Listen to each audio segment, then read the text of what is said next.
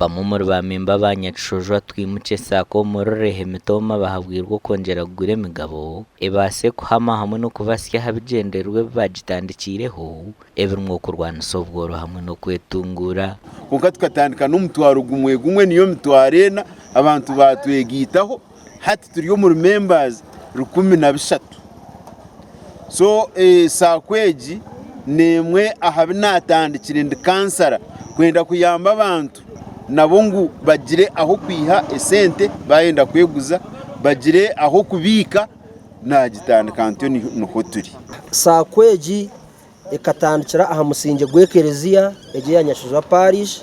kandi kutwahereze emyaka omwaka gumwe twashuma Rubanga Trading Center hati niyo itagiryitu erukuru ahirre kandi kutwashikireyo hati twayakira buri yomu no wako bari mu kurustayo no wako bari mu Siramu bona ntubakira te kutonda dini te kutonda ki namuno twari nabizi bitu kada kugura nabo tubasomise tukwe yamsasako kwihaya kasente kandi tukagaruzayo entambire amabanzo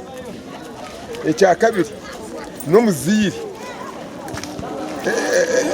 nishobesa abana ebyo nabigambirwa mu rukiko rubira ha parish ya Nyacujwa hu yatandikire kandi orno rwa buri mwaka nyenda kusimba bamembazi abizo mu rukiko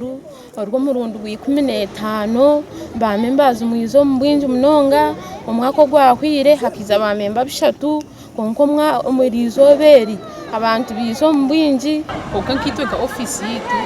ntushaba twimukire Nyacujwa sako okongera kogesa abantu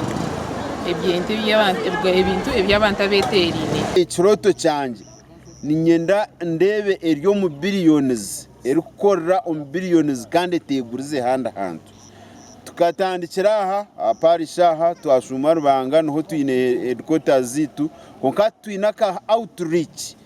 nanka kijimbi umuryengerro abo kwenda kuhika abantu hii sakweji negambwa kuba yatandikira umwaka gw'2012 n'abamemba banabonka kandi ubwa hati ehikize bamemba 13 abarukubikamo amakuraga gashakwa Ben Muhozi.